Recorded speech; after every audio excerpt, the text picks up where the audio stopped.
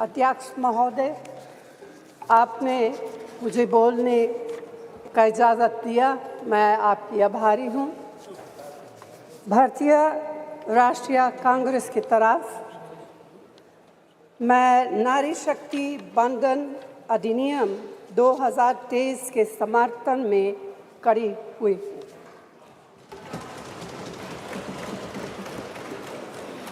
धुएं से भरी हुई रसोई से लेकर रोशनी से जगमगाती हुई स्टेडियम तक भारत की स्त्री का सफ़र बहुत लंबा है, लेकिन आखिरकार उसने मंजिल को छू लिया है। उसने जन्म दिया, उसने परिवार चलाया, उसने पुरुषों के बीच तेज दौड़ लगाई और असीम धीरज के साथ अक्सर खुद को हारते हुए लेकिन आखिरी बाजी में जीतते हुए देखा। भारत की स्त्री के हृदय में महासागर जैसा धीरज है। उसने खुद के साथ हुई बेईमानी की शिकायत नहीं की और सिर्फ अपने फ़ायदे के बारे में कभी नहीं सोचा।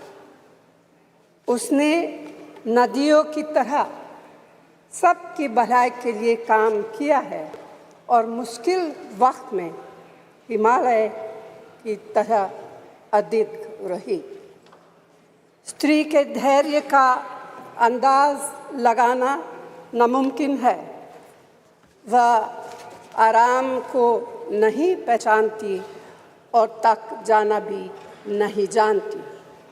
हमारे महान देश की माँ है स्त्री, लेकिन स्त्री ने हमें सिर्फ जन्म ही नहीं दिया है, अपने आंसुओं खून पसीने सींचकर हमें अपने बारे में सोचने लायक, बुद्धिमान और शक्तिशाली भी बनाया है। अध्यक्ष महोदय, स्त्री का मेहनत, स्त्री का गरिमा और स्त्री के त्याग की पहचान करके ही हम लोग मनुष्यता की परीक्षा में पास हो सकते हैं। आज़ादी की लड़ाई और नए भारत के निर्माण के हर मोर्चे पर स्त्री पुरुष के साथ कंधे से कंधा मिलाकर लड़ी है। वह उम्मीदों, आकांक्षाओं, तकलीफ़ों और घर गृहस्थी के बोझ के नीचे नहीं दबी। सरोजिनी नायडू, सुचेता कृपलानी, अरुणा असफ अली, विजयलक्ष्मी पंडित, राजकुमारी अमृत कौर और उनके साथ तमाम लाखों महिलाएं से लेकर आज की तारीख तक स्त्री ने कठिन समय में हर बार महात्मा गांधी, पंडित जवाहरलाल नेहरू, सरदार पटेल, बाबा साहब अम्बेडकर और मौलाना आज़ाद के सपनों को ज़मीन पर उतार कर दिखाया है। इंदिरा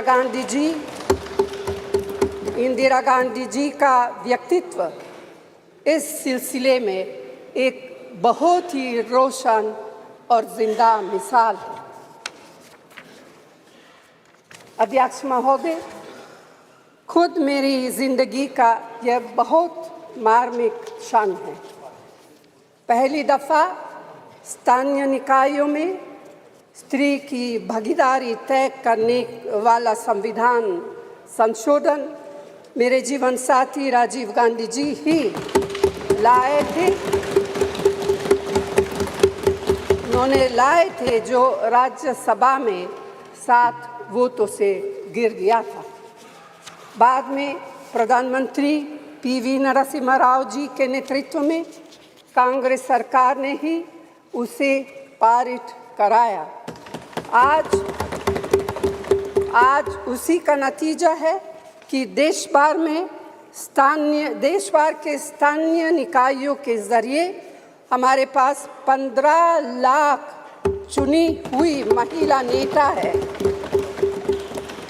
राजीव गांधी जी का सपना अभी तक आधा ही पूरा हुआ है। इस बिल के पारित होने के साथ ही वह पूरा होगा। अध्यक्ष महोदय, कांग्रेस पार्टी इस बिल का समर्थन करती है। हमें इस बिल के पास होने से खुशी है, मगर इसके साथ साथ एक चिंता भी है। मैं एक सवाल पूछना चाहती हूँ। पिछले 13 वर्षों से भारतीय स्त्रियां अपनी राजनीतिक जिम्मेदारी का इंतज़ार कर रही हैं और अब उन्हें कुछ वर्ष और इंतज़ार करने के लिए कहा जा रहा है। कितने वर्ष? 2 वर्ष, 4 वर्ष, 6 वर्ष, 8 वर्ष? क्या भारत की स्त्रियों के साथ बर्ताव उचित है? भारतीय राष्ट्रीय कांग्रेस की मांग है कि यह बिल फौरन अमल में लाया जाए, लेकिन इसके साथ ही कास्ट सेंसस कराकर शेड्यूल ट्राइब, ओबीसीज की महिलाओं के आरक्षण की व्यवस्था की भी जाए। सरकार को इसे साकार करने के लिए भी जो कदम उठाने की ज़रूरत है वह उठाने ही चाहिए। अध्यक्ष महोदय, स्त्रियों के योगदान की स्वीकार करने और उसके प्रति आभार व्यक्त करना का यह सबसे उचित समय। इस बिल को लागू करने में और देरी करना भारत की स्त्रियों के साथ घोर नाइंसाफी है।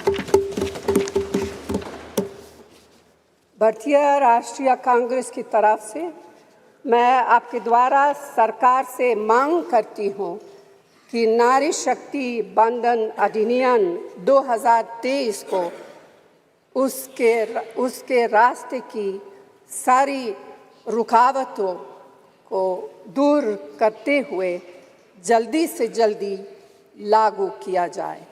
ऐसा करना न सिर्फ ज़रूरी है बल्कि संभव भी है। धन्यवाद।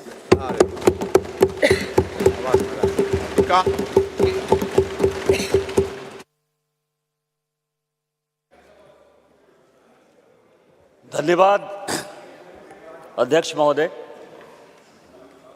मैं अपने पार्टी का और इस देश के माननीय प्रधानमंत्री जी का शुक्रगुजार हूं